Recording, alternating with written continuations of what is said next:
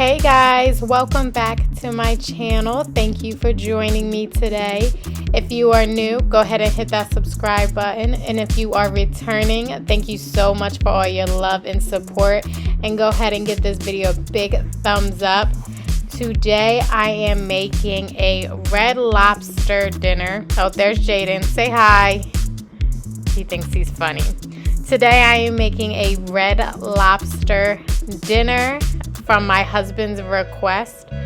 Right now I am peeling the potatoes and getting everything prepped for the meal. I am going to make Gordon Ramsay's mashed potatoes, so I'm trying to follow all his instructions to the best of my ability. So I'm cutting the potatoes up into small pieces and then adding them into the pot.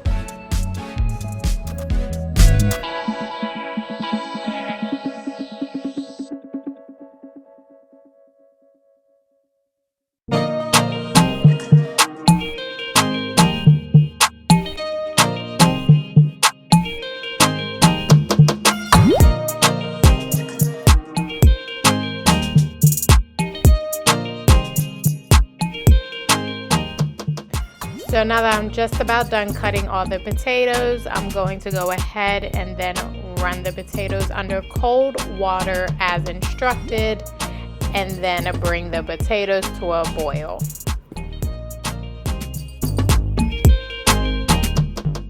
The next step is to season the steaks with salt and pepper to your taste. And make sure you sit them out at least 15 minutes before putting them on the stove so they can cook easily through the inside. So now I'm going ahead and just chopping up some garlic. That will go in with the steak, and also I will put some in with the potatoes. You cannot have a Red Lobster meal without Red Lobster biscuits. So this is something I just picked up at the grocery store. It came with everything you needed besides cheese, and I just followed the instructions on the back of the box.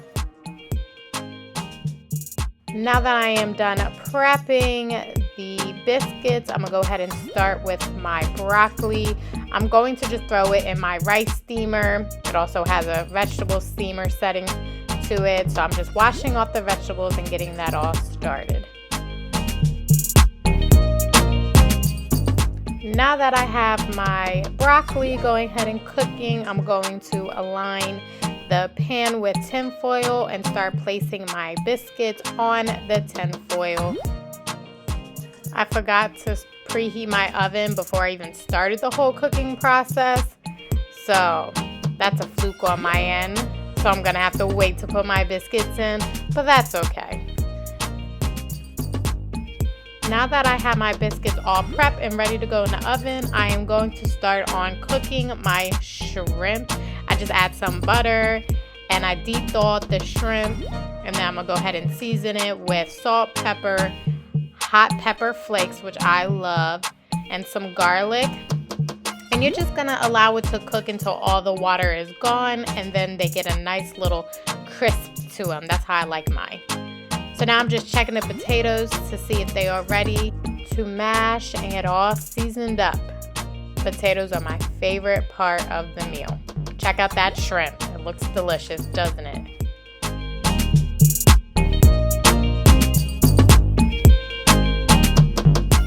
So now I'm getting a small pot. I'm going to put some half and half into the pot, shake it up nice and well. This is what Gordon Ramsay said to do. Some basil, some garlic, some herbs to get it all nice and seasoned. And you're going to just bring that to a boil. Guys, I'm telling you, using half and half is so much better than using milk. It gives us such a nice, lightweight, creamy texture and feel to your potatoes. You will absolutely thank me later for using all these seasonings and using this half and half. So let me know what you think, and then I always top it off with some butter. Guys, leave in the comments below what you use in your mashed potatoes. So Gordon always says to use a rice pressure for your mashed potatoes, but I could not find that, so I just went with what I had. Now you can see I let my half and half boil over because I was not paying attention.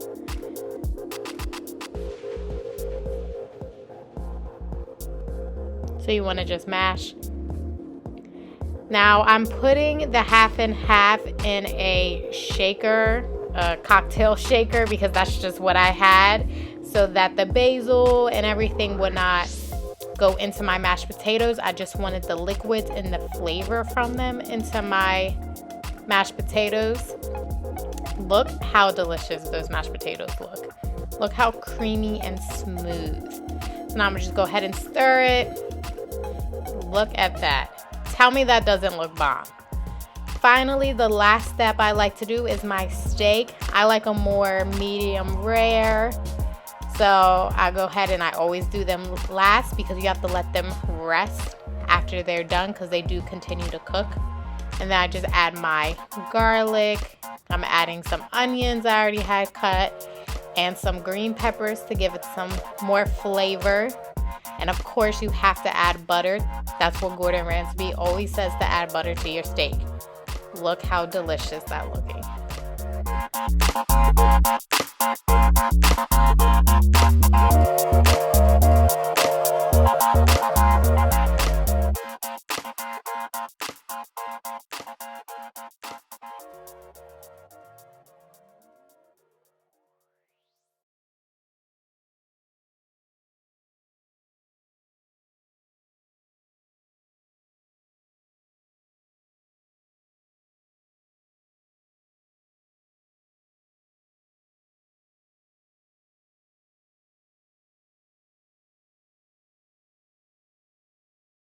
I love when my steaks have a nice little crisp to them. So the final step I am doing now is checking the steaks, making sure, they're still cooking, and I'm going to prep the butter for what goes on top of the biscuits. It came with the seasoning, so now I'm just putting in butter. I know that seems like a lot of butter, but I like to have a little extra because I pour that also into my potatoes to give it a nice little flavor after.